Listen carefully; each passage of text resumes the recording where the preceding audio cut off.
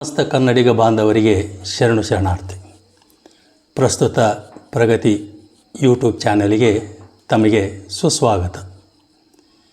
ನಾನು ಇಂದು ಚಿರಚೇತನಗಳು ಅಂತಕ್ಕಂಥ ಒಂದು ಮಾಲಿಕೆಯ ಅಡಿಯಲ್ಲಿ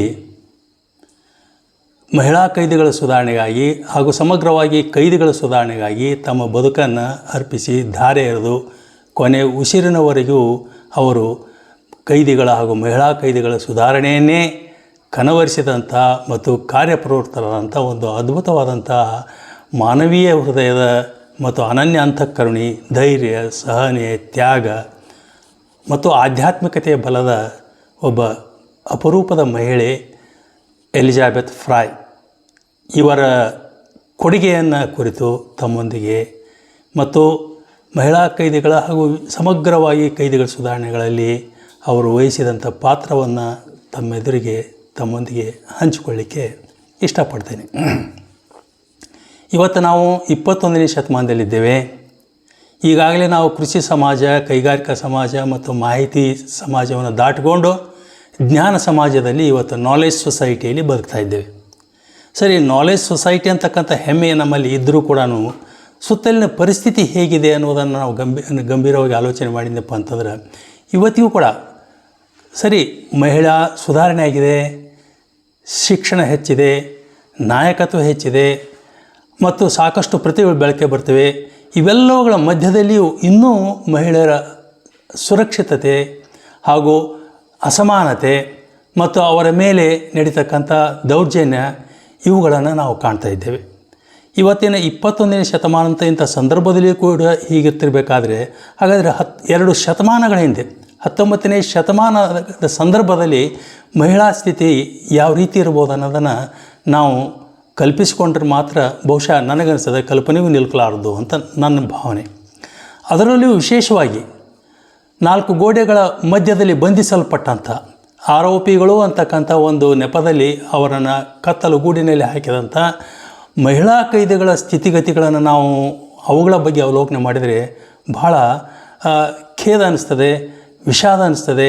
ಬಹುಶಃ ಅವರು ಆಗಿನ ಕಾಲದಲ್ಲಿ ಏನು ಒಂದು ದೃಢವಾದ ನಂಬಿಕೆ ಇತ್ತು ಅಂತಂದ್ರೆ ವಿಶೇಷವಾಗಿ once a criminal always a criminal, ಒಮ್ಮೆ ಒಬ್ಬ ಅಪರಾಧಿ ಅಂತಂದ್ರೆ ಅವ ಶಾಶ್ವತ ಅಪರಾಧಿ ಅಂತಕ್ಕಂಥ ಒಂದು ಪ್ರವೃತ್ತಿ. ಇಂತಹ ಸಂದರ್ಭದಲ್ಲಿ ನ್ಯೂಗೇಟ್ ಜೈಲಿಗೆ ಒಬ್ಬ ಮಾನವತಾವಾದಿ ಪ್ರವೇಶ ಕೊಡ್ತಾಳೆ. ಅದು 1813ನೇ ಇಸ್ವಿ. ಆ ಸಂದರ್ಭದಲ್ಲಿ ಎಲಿಜಬೆತ್ ಫ್ರೈ ಅಂತ ನಾನು ಈ ಸಂದರ್ಭದಲ್ಲಿ ಹೇಳಲಿಕ್ಕೆ ಇಷ್ಟಪಡ್ತೇನೆ.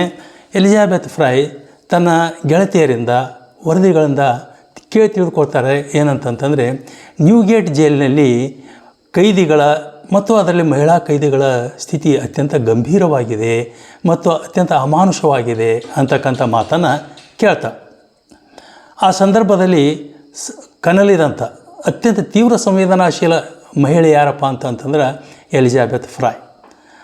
ಆ ನ್ಯೂಗೇಟ್ ಜೈಲ್ ಅಂತಂತಂದರೆ ತಮಗೆ ಗೊತ್ತಿದೆ, ಲಂಡನ್ನಲ್ಲಿದ್ದಂಥ ಒಂದು ಬಹಳ ಬೃಹತ್ತಾದಂಥ ಒಂದು ಸೆರೆಮನೆ ಅದು.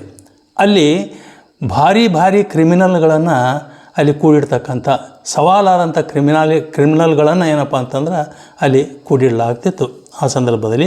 ಮತ್ತು ಆವಾಗ ಈ ಕೈದಿಗಳ ಸಂಖ್ಯೆನೂ ಹೆಚ್ಚುತ್ತೆ. ಯಾಕಂತಂದರೆ ನೆಪೋಲಿಯನ್ ಯುದ್ಧದಿಂದಾಗಿ ಅಲ್ಲಿ ಸಾಕಷ್ಟು ಏನಂತಂತಂದರೆ ಬೆಲೆಗಳು ಏರಿಕೆ ಇರ್ತಿದ್ವು, ಆಮೇಲೆ ಕೊಡ್ತಕ್ಕಂಥ ಕೂಲಿ ಕಡಿಮೆ ಇರ್ತಿತ್ತು. ಹೀಗಾಗಿ ಅನೇಕ ಕಾರಣಗಳಿಂದಾಗಿ ಜೈಲುಗಳು ತುಂಬಿಕೊಂಡು ಹೋಗಿದ್ದು. 1813ನೇ ಸಂದರ್ಭದಲ್ಲಿ ಎಲಿಜಬೆತ್ ಫ್ರೈ ನ್ಯೂಗೇಟ್ ಜೈಲಿಗೆ ಹೋಗ್ತಾಳೆ. ಒಂದು ಮಾತನ್ನು ಅಷ್ಟೇ ನಿಮಗೆ ಹೇಳ್ತೇನೆ. ಅಲ್ಲಿ ಹೋದ ಮೇಲೆ ಅಲ್ಲಿ ಸ್ಥಿತಿ ಹೆಂಗಿತ್ತು ಅಂತಂದ್ರೆ ಒಂದೇ ಒಂದು ಕೋಣೆಯಲ್ಲಿ 300 ಮಹಿಳೆಯರನ್ನು ಏನಪ್ಪ ಅಂತಂತಂದ್ರೆ ಕೈದಿಗಳನ್ನಾಗಿ ಬಂಧಿಸಿಡಲಾಗಿತ್ತು. ಬರೀ ಅಷ್ಟೇ ಅಲ್ಲ, ಆ ಕೈದಿಗಳೊಂದಿಗೆ ಯಾವ ಪಾಪವನ್ನು ಅರಿಯದ ಈ ಜಗತ್ತಿಗೆ ಹೊಸತಾಗಿ ಪದಾರ್ಪಣೆಗೊಂಡಂಥ ಹಸುಳೆಗಳು ಮಕ್ಕಳುಗಳು ಕೂಡ ಅವರ ತಾಯಿಯೊಂದಿಗೆ ಆ ಜೈಲಿನಲ್ಲಿ ಅವರು ಕೂಡಿ ಹಾಕಲ್ಪಟ್ಟಿದ್ದರು. ಇದರಿಂದಾಗಿ ಅಲ್ಲಿ ಇಂಥ ಒಂದು ಯಾವಾಗಲೂ ಜಗಳ, ಬಡದಾಟ ಪರಸ್ಪರ. ಯಾಕಂದರೆ ಅಲ್ಲಿ ಗಾಳಿಲ್ಲ, ಬೆಳಕಿಲ್ಲ, ಆಮೇಲೆ ಯಾವುದೇ ರೀತಿಯ ಸ್ವಚ್ಛತೆಯ ಒಂದು ಅವಕಾಶಗಳು ಇಲ್ಲ. ನೆಲದ ಮೇಲೆ ಮಾಡತಕ್ಕಂಥ ಎಲ್ಲ ಕ್ರಿಯಾದಿಗಳು ನೆಲದ ಮೇಲೆ. ಇಂಥ ಸಂದರ್ಭದಲ್ಲಿ ಎಲಿಜಾಬೆತ್ ಫ್ರೈ ಅಲ್ಲಿ ಹೋಗಿ ಜೈಲು ಅಧಿಕಾರಿಗಳನ್ನ ಭೇಟಿ ಆಗ್ತಾಳೆ. ನಾನು ನ್ಯೂಗೇಟ್ ಜೈಲಿನಲ್ಲಿ ಈ ಸೆಲ್ನಲ್ಲಿ ಒಳಗೆ ಹೋಗಲಿಕ್ಕೆ ಪ್ರಯತ್ನ ಮಾಡ್ತೀನಿ, ಇಷ್ಟಪಡ್ತೇನೆ ಅಂತಂದು. ಆಗ ಆ ಜೈಲು ಅಧಿಕಾರಿಗಳು ಈ ಮಹಿಳೆಯನ್ನು ನೋಡ್ತಾರೆ, ಸಾಧ್ಯ ಇಲ್ಲ, ಯಾಕಂದರೆ ನಮ್ಮಂಥವ್ರಿಗೆ ಆಗೋದಿಲ್ಲ. ನಾವು ನಾವು ಒಳಗೆ ಹೋಗಬೇಕಾದ್ರೆ ಗನ್ ಹಿಡ್ಕೊಂಡು ನಾವು ಒಳಗೆ ಹೋಗ್ಬೇಕಾಗ್ತದೆ, ನಾವು ಹೊರಗೆ ಬರಬೇಕಾದ್ರೆ ದೇವರ ಪ್ರಾರ್ಥನೆಯನ್ನು ಮಾಡಿ ಒಳಗೆ ಹೋಗಿ ನಾವು ಬರಬೇಕಾಗ್ತದೆ ಅಂತಂದು. ಆದರೆ ಕೊನೆಗೂ ಏನಪ್ಪ ಅಂದರೆ ಎಲಿಜಾಬೆತ್ ಫ್ರೈಳ ಅತ್ಯಂತ ಅಂತಃಕರಣದ ಕಳಕಳಿ ಮತ್ತು ಕೇಳಿಕೆ ಅವ್ರನ್ನ ಸೋಲುವಂತೆ ಮಾಡಿತು. ಒಪ್ಪಿದರು ಮತ್ತು ಎಲಿಜಾಬೆತ್ ಫ್ರೈನ ಆ 300 ಮಹಿಳೆಯರಿಂದ ಕಿಕ್ಕಿರಿದಂತಹ ಮತ್ತು ಮಕ್ಕಳಿಂದ ಕಿಕ್ಕಿರಿದಂತಹ ಕೋಣೆ ಒಳಗೆ ಪ್ರವೇಶ ಮಾಡಿದರು. ಮೊಟ್ಟ ಮೊದಲಿಗೆ ಅಲ್ಲಿ ಏನಾಯಿತು ಅಂತಂತಂದರೆ, ಅಲ್ಲಿಯವರೆಗೂ ಜೈಲು ಅಧಿಕಾರಿಗಳು ಗನ್ ಹಿಡ್ಕೊಂಡು ಒಳಗೆ ಬರ್ತಿರ್ತಕ್ಕಂಥ ದೃಶ್ಯಕ್ಕೆ ಅವರು ಹೊಂದಿಕೊಂಡ್ಬಿಟ್ಟಿದ್ರಲ್ಲ. ಒಬ್ಬ ಸಭ್ಯಗ್ರಹಸ್ಥ ಮಹಿಳೆ, ಒಬ್ಬ ಒಳ್ಳೆ ಎಂತಂತಂದರೆ ಸುಸಂಸ್ಕೃತ ಮಹಿಳೆ ಯಾವ ಆಯುಧಗಳಿಲ್ಲದೇ ನೇರವಾಗಿ ಒಳಗೆ ಬಂದದ್ದನ್ನು ನೋಡಿ ಕ್ಷಣಕಾಲ ಅವರು ಗಂಭೀರಾದರು ಮತ್ತು ಶಾಂತಾದರು. ಆಮೇಲೆ ಫಸ್ಟ್ ಕೆಲಸ ಎಲಿಜಾಬೆತ್ ಫ್ರೈ ಆ ನ್ಯೂಗೇಟ್ ಜೈಲಿನ ಆ ಸೆಲ್ಗೆ ಒಳಗೆ ಹೋದ ಕೂಡಲೇ ಮಾಡಿದ ಕೆಲಸ ಏನು ಅಂತಂತಂದರೆ, ಅಲ್ಲಿ ಮಗು ಆಡ್ತಿತ್ತು. ಒಂದು ಮಗುವನ್ನು ಏನು ಮಾಡಿದ್ರು ಅಂದರೆ ಎತ್ಕೊಂಡ್ಳು ಕೂಡಲೇ ಮಗು ಸಹಜವಾಗಿನ, ಯಾಕಂದರೆ ಮಕ್ಕಳಿಗೆ ಎಲ್ಲರೂ ದೇವರೇ ಆ ಸ್ಥಿತಿಯಲ್ಲಿ ಏನಂತಂತಂದರೆ, ಆ ಮಗು ಎಲಿಜಾಬೆತ್ ಫ್ರೈಳ ಬಂಗಾರದ ಚೈನ್ನೊಂದಿಗೆ ಎಳೆದಾಡಕತ್ತು, ಆಟ ಆಡಕತ್ತು. ಆಗ ಮಹಿಳಾ ಕೈದಿಗಳು ತಬ್ಬಿಬ್ಬಾದರು. ಆಗ ಅವರು ಅದನ್ನು ಬಿಡಿಸ್ಲಿಕ್ಕೆ ಬಂದರು. ಅವ್ರು ಹೇಳಿದರು, ಏನಿಲ್ಲ, ಆ ಮಗು ಅದು ಆಡಲಿ ಅಂತಕ್ಕಂಥ ಮಾತು. ಇಲ್ಲಿ ಒಂದು ಪ್ರಶ್ನೆ ಏನು ಬರ್ತದೆ ಅಂದ್ರೆ, ಒಂದು ಮಾತು ಹೇಳ್ತಾರೆ, ಯಾವ ವ್ಯಕ್ತಿ ಮಗುವನ್ನು ಎತ್ತಿಕೊಳ್ಳುತ್ತಾನೋ ಆ ವ್ಯಕ್ತಿ ತನ್ನ ಕೈಯಲ್ಲಿ ಮಗುವನ್ನು ಹಿಡಿದಿರುವುದಿಲ್ಲ, ತಾಯಿಯ ಹೃದಯವನ್ನೇ ಹಿಡಿದುಕೊಂಡಿರ್ತಾನೆ ಅಂತಕ್ಕಂಥ ಮಾತು. ಇದರಿಂದಾಗಿ ಎಲ್ಲ ಮಹಿಳಾ ಕೈದಿಗಳು ಪ್ರಥಮದಲ್ಲಿನ, ಯಾಕಂದ್ರೆ ಇದು ಎಲಿಜಾಬೆತ್ ಫ್ರೈಳ ಒಂದು ಜೀವನ ಸಂದೇಶ ಏನಪ್ಪ ಅಂತಂದ್ರೆ, ಎಂಥ ಕ್ರೌರ್ಯ ಇದ್ದರೂ ಕೂಡ ಅದು ಕರುಣೆ ಎದುರಿಗೆ ಏನಪ್ಪ ಅಂತಂದ್ರೆ ನತಮಸ್ತಕ ಆಗುತ್ತೆ, ತಲೆಬಾಗ್ತತಿ ಅಂತಕ್ಕಂಥದ್ದು. ಆಮೇಲೆ ಅವರೊಂದಿಗೆ ಮಾತಾಡಿದರು ಎಲಿಜಾಬೆತ್ ಫ್ರೈ. ಆಮೇಲೆ ಹೇಳಿದರು, ಈ ಮಕ್ಕಳಿಗಾಗಿ ನಾನು ಈ ಜೈಲಿನಲ್ಲಿ ಒಂದು ಶಾಲೆಯನ್ನು ತೆರೀಲಿಕ್ಕೆ ನಾನು ಇಷ್ಟಪಡ್ತೇನೆ ಅಂತ ಹೇಳಿದರು. ಆಮೇಲೆ ಹೇಳಿದರು, ಅಲ್ಲೇ ಆ ಮಹಿಳಾ ಕೈದಿಗಳಲ್ಲಿನ ಒಬ್ಬ ತಕ್ಕ ಮಟ್ಟಿಗೆ ಕಲಿತಂಥ ಒಬ್ಬ ಮಹಿಳೆಯನ್ನು ಗುರುತಿಸಿದ್ಲು. ಆಕೆಯನ್ನು ಶಿಕ್ಷಕಿಯನ್ನಾಗಿ ನೇಮಕ ಮಾಡಿದರು. ಅಂದ್ರೆ ಅವರಲ್ಲಿರ್ತಕ್ಕಂಥ ಕ್ರಮೇಣವಾಗಿರ್ತಕ್ಕಂಥ ಒಂದು ಒಳಿತನ್ನು ಏನು ಮಾಡಕತ್ತಿದ್ಲು ಅಂದ್ರೆ ಜಾಗೃತಗೊಳಿಸಕ್ಕೆ ತೊಡಗಿದ್ಲು. ಆಮೇಲೆ ಅವ್ರದ್ದು ಯಾಕೆ ಈ ಧೈರ್ಯ ಬಂತು ಅಂತಂತಂದ್ರೆ, ಎಲಿಜಾಬೆತ್ ಫ್ರೈ ಹೇಳ್ತಾರೆ ಅಂತಂದರೆ, ಆಕೆ ಈ ಕೈದಿಗಳಂತೆ ನೋಡಲಿಲ್ಲ, ಬದಲಾಗಿ ಏನಂತ ತಿಳ್ಕೊಂಡ್ರು ಅಂತಂತಂದ್ರೆ, ಒಂದು ಯಾವುದೋ ಒಂದು ದುಸ್ಥಿತಿಗೆ ಬಲಿಯಾಗಿ ಬಲಿಗೊಂಡಂಥ ಬಲಿಪಶುಗಳು ಅವರಲ್ಲಿ ಕೈದಿಗಳಲ್ಲ. ಆ ಕೈದಿಗಳಲ್ಲೂ ಎಲಿಜಾಬೆತ್ ಫ್ರೈ ಏನಪ್ಪ ಅಂತಂದ್ರೆ ಒಬ್ಬ ಮನುಷ್ಯನನ್ನು, ಒಬ್ಬ ದೇವರನ್ನು ಅವಕ್ಕೆ ಕಂಡುಕೊಂಡ್ಳು. ಯಾವ ವ್ಯಕ್ತಿಯೂ ಅಪರಾಧ ಇಲ್ಲ, ಯಾವ ವ್ಯಕ್ತಿಯೂ ಕೆಟ್ಟವನಲ್ಲ, ಪ್ರತಿಯೊಬ್ಬನಲ್ಲಿಯೂ ಒಂದು ದೇವತ್ವ ಇದೆ ಅಂತಕ್ಕಂಥ ಒಂದು ಧೋರಣೆ ಅವ್ರದ್ದು. ಇದರಿಂದಾಗಿ ಏನಾಯ್ತಂದ್ರೆ ಕ್ರಮೇಣ ದಿನನಿತ್ಯ ಹೋದಂಗೆಲ್ಲ ಆ ಒಂದು ಒಳ್ಳೆಯ ಆತ್ಮೀಯ ಬಾಂಧವ್ಯ ಬೆಳೀತು. ಎಲಿಜಾಬೆತ್ ಫ್ರೈ ಅಲ್ಲಿ ಕುಳಿತುಕೊಂಡು ಪ್ರಾರ್ಥನೆ ಮಾಡ್ತಿದ್ಲು ಮತ್ತು ಧರ್ಮಗ್ರಂಥವನ್ನು ಓದ್ತಿದ್ಲು. ಸಂಪೂರ್ಣವಾಗಿ ಏನಾಯ್ತು ಅಂತಂತಂದರೆ ಒಂದು ಹೊಸ ಬೆಳಕು. ಎಷ್ಟು ಒಬ್ಬ ಮಹಿಳೆ ಹೇಳ್ತಾಳೆ, we felt that god had forgotten us, but we pray that god had not forgotten us. ದೇವರು ನಮ್ಮನ್ನು ಮರ್ತಿಲ್ಲ ಅಂತ ನಮಗೆ ಈಗ ಭರವಸೆ ಆಗಿದೆ ಅಂತಕ್ಕಂಥ ಮಾತು. ಈ ಹಂತದಲ್ಲಿ ಕ್ರಮೇಣವಾಗಿ ಎಷ್ಟು ಒಂದು ಪರಿವರ್ತನೆ ಆಗ್ತದೆ, ಎಂಥ ಒಂದು ಮೌನ ಪರಿವರ್ತನೆ ಇದು, ಸೈಲೆಂಟ್ ಟ್ರಾನ್ಸ್ಫಾರ್ಮೇಷನ್. ಏನು ಅಂತಂತಂದರೆ, ಈ ಒಂದು ಬದಲಾವಣೆಯನ್ನು ಗಮನಿಸಿದಂಥ ಜೈಲು ಅಧಿಕಾರಿಗಳು ಕೂಡ ಏನಂತಂದ್ರೆ ಕೊನೆಗೆ ಆ ನಾರ್ವೆಗೆ ನ್ಯೂಗೇಟ್ ಜೈಲಿನ ಸುಧಾರಣೆಗಾಗಿ ಎಲಿಜಾಬೆತ್ ಫ್ರೈ ಏನೇನು ಹೇಳ್ತಿದ್ಲು ಸುಧಾರಣೆ ಕ್ರಮಗಳನ್ನು, ಅವೆಲ್ಲವುಗಳನ್ನು ಅತ್ಯಂತ ಕಾನೂನಿನಂತೆ ಅವರು ಪಾಲನೆ ಮಾಡಿದರು ಅಂತಕ್ಕಂಥ. ಈಗ ಒಂದು ಮಾತು ಹೇಳೋಣ, ಹಾಗಾದರೆ ಈ ಎಲಿಜಾಬೆತ್ ಫ್ರೈ ಯಾರು?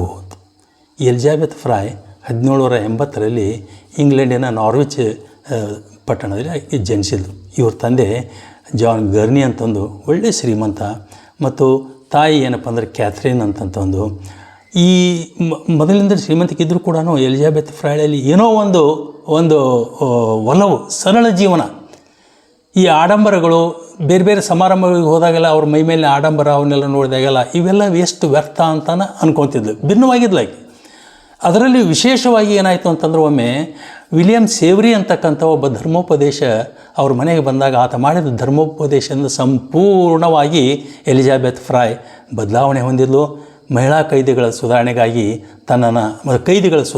ತನ್ನನ್ನು ಸಂಪೂರ್ಣವಾಗಿ ಏನಪ್ಪ ಅಂತಂದ್ರೆ ಅರ್ಪಿಸಿಕೊಂಡ್ಳು ಮತ್ತು ಆ ನಿಟ್ಟಿನಲ್ಲಿ ಬಹಳಷ್ಟು ಶ್ರಮವನ್ನು ಆಕೆ ವಹಿಸಿದ್ಲು. ಎಷ್ಟರ ಮಟ್ಟಿಗೆ ಅಂತಂತಂದ್ರೆ ಆಕೆ ಎಷ್ಟು ಧೈರ್ಯವಾಗಿ ಮಾತಾಡ್ತಿದ್ಲು ಅಂದ್ರೆ 1818 ಇಸ್ವಿ ಸಂದರ್ಭದಲ್ಲಿ ಇಂಗ್ಲೆಂಡಿನ ಪಾರ್ಲಿಮೆಂಟಿನಲ್ಲಿ ಮೊಟ್ಟ ಮೊದಲ ಬಾರಿಗೆ ಮಹಿಳಾ ಕೈದಿಗಳ ಸುಧಾರಣೆಯನ್ನು ಅದರತ್ತ ಗಮನ ಸೆಳೆದು ಅತ್ಯಂತ ಬಲವಾಗಿ ಏನಂತಂತಂದ್ರೆ ಇಲ್ಲಿಯ ದುಸ್ಥಿತಿಯನ್ನು ಕ್ರೌರ್ಯ ಚಿತ್ರಣವನ್ನು ಅಲ್ಲಿ ಮಾತನಾಡಿ ಸುಧಾರಣೆಗಾಗಿ ಒತ್ತಾಯಿಸಿದಂಥ ಮತ್ತು ಇಂಗ್ಲೆಂಡ್ ಸಂಸತ್ತಿನಲ್ಲಿ ಮಾತನಾಡಿದಂಥ ಮೊಟ್ಟ ಮೊದಲ ಮಹಿಳೆ ಯಾರಪ್ಪ ಅಂತಂತಂದ್ರೆ ಎಲಿಜಾಬೆತ್ ಫ್ರಾಯ್ ಅಂತಕ್ಕಂಥದ್ದು. ಅಷ್ಟೇ ಅಲ್ಲ, ಇವನ್ ಕ್ವೀನ್ ವಿಕ್ಟೋರಿಯಾಳು ಕೂಡ ಏನಪ್ಪ ಅಂತಂತಂದ್ರೆ ಎಲಿಜಾಬೆತ್ ಫ್ರಾಯಳ ಮಾತುಗಳಿಗೆ ಏನಪ್ಪ ಅಂತಂದ್ರೆ ತಲೆಬಾಗಿದರು ಮತ್ತು ಸುಧಾರಣೆಗೆ ಮುಂದಾದರು.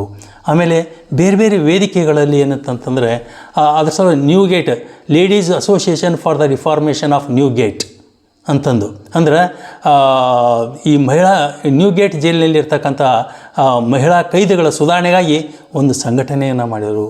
ಹೀಗೇನಂತಂತಂದರೆ ಎಲಿಜಾಬೆತ್ ಫ್ರಾಯ್ ಮೌನವಾಗಿ ಯಾವ ಸದ್ದುಗದ್ದಲದು ಶಾಂತ ರೀತಿಯಲ್ಲಿ ಏನಂತಂತಂದ್ರೆ ಒಂದು ಅದ್ಭುತವಾದ ಕ್ರಾಂತಿಯನ್ನು ಏನಪ್ಪ ಅಂತಂದ್ರೆ ಮಹಿಳಾ ಕೈದಿಗಳ ಸುಧಾರಣೆಗಾಗಿ ಆಕೆ ಮಾಡಿದ್ಲು. ಆಕೆ ಹೇಳಿದ್ಲು, ಮಹಿಳಾ ಕೈದಿಗಳು ಏನಿರ್ತಾರೆ ಆ ಕೋಣೆಗೆ ಮಹಿಳಾ ಅಧಿಕಾರಿಗಳೇ ಏನಪ್ಪ ಅಂದಿರಬೇಕು, ಆಮೇಲೆ ಅವರಿಗೆ ಶಿಕ್ಷಣ ಇರಬೇಕು. ಅಂದರೆ ಜೈಲು ಅಂತಂದ್ರೆ ಶಿಕ್ಷಾ ಕೇಂದ್ರಗಳಾಗಬಾರ್ದು, ಶಿಕ್ಷಣ ಕೇಂದ್ರಗಳಾಗಬೇಕು. ಆಮೇಲೆ ಈ ಅಪರಾಧಿ ಪ್ರಪಂಚದಿಂದ ಅವ್ರು ಹೊರಗೆ ಬರಬೇಕಾದ್ರೆ ಅವರಿಗೆ ಶಿಕ್ಷಣ ಕೊಡಬೇಕು. ಆಮೇಲೆ ಅವರಿಗೆ ವೃತ್ತಿ ಕೌಶಲ್ಯಗಳನ್ನು ಕಲಿಸಬೇಕು ಮತ್ತು ಅವರಲ್ಲಿ ಒಂದು ಧಾರ್ಮಿಕ ಭಾವನೆಯನ್ನು, ದೇವರಲ್ಲಿ ನಂಬಿಕೆ ವಿಷಯವನ್ನು ಅವರಲ್ಲಿಗೆ ಪ್ರಸ್ತಾಪಿಸಬೇಕು ಅಂತಕ್ಕಂಥದ್ದು. ಪರಿಣಾಮವಾಗಿ ಏನಾಯ್ತು ಅಂತಂತಂದರೆ ಬೇರೆ ಬೇರೆ ದೇಶಗಳಲ್ಲಿ ಫ್ರಾನ್ಸು ಮತ್ತು ಏನಪ್ಪ ಅಂದ್ರೆ ಬೇರೆ ಬೇರೆ ಡೆನ್ಮಾರ್ಕು ಅಲ್ಲೆಲ್ಲ ಏನಂತಂತಂದರೆ ಹೋಗಿ ಮತ್ತು ಆಮಂತ್ರಣದ ಮೇರೆಗೆ ಅದು ಹೋಗಿ ಏನಂತಂತಂದರೆ ಇದ್ರು. ಆಮೇಲೆ ಎಲ್ಲ ರಾಷ್ಟ್ರಗಳು, ಯುರೋಪ್ ಖಂಡದ ಬಹುತೇಕ ರಾಷ್ಟ್ರಗಳು ಎಲಿಜಾಬೆತ್ ಫ್ರಾಯಳ ಒಂದು ಬದಲಾವಣೆಯನ್ನು ಗಮನಿಸಿ ಮತ್ತು ಅವರಲ್ಲಿ ಶಕ್ತಿತ್ವ ಏನಿತ್ತಲ್ಲ, ಒಂದು ಕರುಣೆ, ತ್ಯಾಗ, ಸಹನೆ, ಪ್ರತಿಯೊಬ್ಬರಲ್ಲಿ ಒಳಿತನ್ನು ಗುರುತಿಸುವಂಥ, ಕಾಣುವಂಥ ಮತ್ತು ಅವರನ್ನು ಗೌರವಿಸುವಂಥ ಒಂದು ಭಾವನೆ, ಒಂದು ವಿಶಿಷ್ಟ ವ್ಯಕ್ತಿತ್ವ ಇತ್ತಲ್ಲ, ಅದಕ್ಕೆ ಅವರು ತಲೆಬಾಗಿದರು. ಎಷ್ಟರ ಮಟ್ಟಿಗೆಪ್ಪ ಅಂತಂತಂದರೆ ಒಮ್ಮೆ ಡಚ್ ದೊರೆಗೆ ಏನಪ್ಪ ಅಂತಂತಂದರೆ ನೇರವಾಗಿ ಎಲಿಜಾಬೆತ್ ಫ್ರೈ ಹೇಳಿದ್ಲು, ನಿಮ್ಮಲ್ಲಿ ಜೈಲು ಸುಧಾರಣೆ ಆಗಬೇಕು, ಕೈದಿಗಳ ಸುಧಾರಣೆ ಆಗಬೇಕು ಅಂತ ಹೇಳೋದನ್ನು ಅತ್ಯಂತ. ಆಮೇಲೆ ಡ್ಯೂಕ್ ಆಫ್ ಅರ್ಗಿಲ್ ಹೇಳ್ತಾನೆ, the one and the only woman that I found more than a saint that is Elizabeth Fry. ನನ್ನ ಬದುಕಿನಲ್ಲಿ ನಾನು ಕಂಡಂಥ ಒಬ್ಬಳೇ ಒಬ್ಬ ಸಂತಳು, ಮಾನವ ರೂಪದ ಸಂತಳು ಅಂತಂತಂದರೆ ಎಲಿಜಾಬೆತ್ ಫ್ರೈ ಅಂತಕ್ಕಂಥ ಮಾತನ್ನು ಹೇಳಿದರು. ಹೀಗೆ ಎಲಿಜಾಬೆತ್ ಫ್ರೈ ನಮ್ಮ ಮಧ್ಯದಲ್ಲಿ ಆಗಿರುವಂಥ ಇದರಿಂದಾಗಿ ಇವತ್ತಿನ ಏನು ಜೈಲಿನ ಸುಧಾರಣೆಗಳನ್ನ ನಾವು ನೋಡ್ತೀವಿ, ಅವೆಲ್ಲವುಗಳಲ್ಲಿ ಏನಂತಂದ್ರೆ ಎಲಿಜಾಬೆತ್ ಫ್ರೈಳ ಒಂದು ಪ್ರಯತ್ನ, ಪರಿಶ್ರಮ, ಕೊಡುಗೆ ಇವೆಲ್ಲವೂ ಇವೆ. ಮಹಿಳೆ ಅಂದ್ರೆ ಒಬ್ಬ ಅಪರಾಧಿ ಅಂತಂತಂದರೆ ಆತ once a criminal always a criminal ಅಲ್ಲ. Once a criminal it has all the possibilities and potentialities of transforming that criminal into the most kind hearted and socially acceptable personality ಅಂತಕ್ಕಂಥ ಮಾತನ್ನು ಅವರು ಒಪ್ಪಿಕೊಂಡ್ರು, ಹೇಳಿದರು, ಸಾಧಿಸಿದರು, ಬೋಧಿಸಿದ್ರು, ಅಷ್ಟೇ ಅಲ್ಲ ಸಾಧಿಸಿದರು ಅಂತ ಹೇಳಿ ಇಲ್ಲಿ ನಾವು ಈ ಸಂದರ್ಭದಲ್ಲಿ ಮುಖ್ಯವಾಗಿ ಏನಪ್ಪ ಅಂತಂತಂದರೆ ನಾವು ಗಮನಿಸಬೇಕಾದ್ದು ನಮ್ಮಲ್ಲಿಯೂ ಕೂಡ ತಿಹಾರ್ ಜೈಲನ್ನು ನೆನಪಾಗ್ತದೆ ನನಗೆ. ಆ Tihar ಜೈಲನ್ನು Kiran Bedi inspector general of police ಆಗಿ ಅದ್ಭುತವಾದಂಥ ಬದಲಾವಣೆಗಳನ್ನು ಮಾಡಿದರು. ನಾನು ಎಲಿಜಾಬೆತ್ ಫ್ರೈಗಳ ಅವರ ಬಗ್ಗೆ ಓದ್ತಾ ಇರುವಾಗ ನನಗೆ ಮತ್ತೆ ನೆನಪಾದದ್ದು ಕಿರಣ್ ಬೇಡಿ ಅವರು. ಹೀಗೆ ಏನಂತಂದರೆ ಇವತ್ತಿನ ನಾವು ದಿನಮಾನಗಳು ನೋಡ್ತೇವೆ, ಮುಖ್ಯವಾದ ಸಂದೇಶ ಏನಪ್ಪ ಅಂತಂದರೆ ಎಲಿಜಾಬೆತ್ ಫ್ರೈಳದು ಶಿಕ್ಷಾ ಕೇಂದ್ರವಾಗಬಾರ್ದು, ಜೈಲುಗಳು ಅವು ಶಿಕ್ಷಣ ಕೇಂದ್ರಗಳಾಗಬೇಕು. ಒಬ್ಬ ವ್ಯಕ್ತಿ ಖಂಡಿತವಾಗಿ ಏನಪ್ಪ ಅಂತಂದ್ರೆ ಆತನಿಗೆ ಪೂರಕ ಪರಿಸರ, ಆರೋಗ್ಯ, ಸ್ವಚ್ಛತೆ, ಶಿಕ್ಷಣ, ಶಿಸ್ತು ಮತ್ತು ಸಂವೇದನಾಶೀಲತೆ ಇವುಗಳನ್ನು ಕಲಿಸಿದರೆ ಖಂಡಿತವಾಗಿ ಪ್ರತಿಯೊಬ್ಬ ವ್ಯಕ್ತಿಯಲ್ಲೂ ಒಬ್ಬ ಸಂತ ಹುದುಗಿದ್ದಾನೆ, ಆತನನ್ನು ಹೊರತೆಗೆಯುವ ಕೆಲಸ ನಾವು ಮಾಡಬೇಕಾದದ್ದು. ಅದನ್ನು ಏನು ಮಾಡಬೇಕು ಅಂತಂತಂದರೆ ಸರ್ಕಾರ ಆಗಲಿ ಅಥವಾ ಸಾರ್ವಜನಿಕರಾಗಲಿ ಅಥವಾ ಪ್ರತಿಯೊಬ್ಬರು. ಇಲ್ಲಿ ನನಗೂ ಒಂದು ಪ್ರಶ್ನೆ ಬರ್ತದೆ, ಹಾಗಾದರೆ ಇಷ್ಟೆಲ್ಲ ಮಾಡಿದ ಮೇಲೆ ತಿಳ್ಕೊಂಡ ಮೇಲೆ ಎಲಿಜಾಬೆತ್ ಫ್ರೈಗಳ ಒಂದು ಮಹತ್ವ ಏನಪ್ಪ ಅಂತಂತಂದರೆ ಅವಳು ಈ ಸುಧಾರಣೆಗಳನ್ನು ಮಾಡುವಲ್ಲಿ ಆಕೆಯಲ್ಲಿರ್ತಕ್ಕಂಥ ಕರುಣೆ, ಧೈರ್ಯ ಮತ್ತು ಆ ಧೈರ್ಯ ಎದರ ಫಲವಾಗಿಯಪ್ಪ ಅಂತಂದ್ರೆ ಕರುಣೆಯ ಫಲವಾಗಿ ಬಂದಂಥ ಧೈರ್ಯ ಅದು ನಮ್ಮ ಬದುಕಿನ ಭಾಗವಾಗಬೇಕು. ನಮ್ಮ ಎದುರಿನಲ್ಲಿ ಬರ್ತಕ್ಕಂಥ ಪ್ರತಿಯೊಬ್ಬ ವ್ಯಕ್ತಿಯಲ್ಲಿಯೂ ಕೂಡ ಒಬ್ಬ ಸಂತನಿದ್ದಾನೆ ಅನ್ನುವಂಥ, ಯಾಕಂದರೆ ದೃಷ್ಟಿಯಂತೆ ಸೃಷ್ಟಿ ಅಂತಕ್ಕಂಥ ಒಂದು ಮಾತನ್ನು ನಾವು ಗಮನಿಸಬೇಕಾಗ್ತದೆ. ಈ ಅಂಥ ಅದ್ಭುತ ಒಂದು ಅತ್ಯಂತ ಅಮಾನುಷದ ನೆಲೆಗಟ್ಟಾದಂಥ ನ್ಯೂಗೇಟ್ ಜೈಲನ್ನೇ ಏನಪ್ಪ ಅಂತಂದ್ರೆ ಒಳ್ಳೆ ಸೌಹಾರ್ದಯುತವಾದ ಪರಿಸರ ಮಾಡಿದ್ಲು ಅಂತಂದಮೇಲೆ ಒಬ್ಬ ಮಹಿಳೆ ಯಾವ ಅಧಿಕಾರ ಇಲ್ಲ ಏನಿಲ್ಲ, ಅಂಥ ಒಂದು ಅವಳ ಒಂದು ಶಕ್ತಿ, ನೈತಿಕ ಬಲ ನಮ್ಮಲ್ಲಿಯೂ ಕೂಡ ಅದು ಬರಲಿ. ಮುಂಬರ್ತಕ್ಕಂಥ ದಿನಗಳಲ್ಲಿ ನಮ್ಮ ಸುತ್ತಲಿನ ಸಮಾಜದ ಬಗ್ಗೆ ನಮ್ಮೆಲ್ಲರಲ್ಲಿ ಒಂದು ಆರೋಗ್ಯಕರ ಭಾವನೆ ಬರಲಿ, ಶಾಂತಿ ನೆಲೆಸಲಿ, ಸೌಹಾರ್ದತೆ ನೆಲೆಸಲಿ, ಪರಸ್ಪರ ನಾವೆಲ್ಲ ಒಂದು ಅಂತಕ್ಕಂಥ ಭಾವನೆ ನಮ್ಮ ಎಲಿಜಾಬೆತ್ ಫ್ರೈಳಿಗೆ ನಾವು ಕೊಡ್ತಕ್ಕಂಥ ಒಂದು ಕೃತಜ್ಞತೆ ಅಂತ ಹೇಳಿ ಈ ಸಂದರ್ಭದಲ್ಲಿ ಎಲಿಜಾಬೆತ್ ಫ್ರೈ ಈ ಮಾತುಗಳಿಗೂ ಮೀರಿ ಇದ್ದಾಳೆ. ಅವಳ ಬಗ್ಗೆ ತಾವು ಕುತೂಹಲವನ್ನು, ಆಸಕ್ತಿಯನ್ನು ಬೆಳೆಸಿಕೊಂಡು ಅದನ್ನು ನಾವೆಲ್ಲರೂ ನಮ್ಮ ವ್ಯಕ್ತಿತ್ವದಲ್ಲಿ ರೂಢಿಸಿಕೊಳ್ಳೋಣ ಎಂಬತಕ್ಕಂಥ ಆಶಯದೊಂದಿಗೆ ನಾನು 4 ಮಾತುಗಳನ್ನು ಮುಗಿಸುತ್ತೇನೆ. ಜೈ ಹಿಂದ್, ಜೈ ಕರ್ನಾಟಕ. ಮತ್ತು ಮುಂದಿನ ಸಂಚಿಕೆಯಲ್ಲಿ ನೀವು ಕೂಡೋಣ. ಅಲ್ಲಿವರೆಗೂ ಈ ನನ್ನ ವಿಚಾರಗಳು ತಮಗೆ ಲೈಕ್ ಆಗಿದ್ದರೆ, ಇಷ್ಟ ಆಗಿದ್ದರೆ ಲೈಕ್ ಮಾಡಿರಿ, ಶೇರ್ ಮಾಡಿರಿ, ಸಬ್ಸ್ಕ್ರೈಬ್ ಮಾಡಿರಿ. ಧನ್ಯವಾದಗಳು.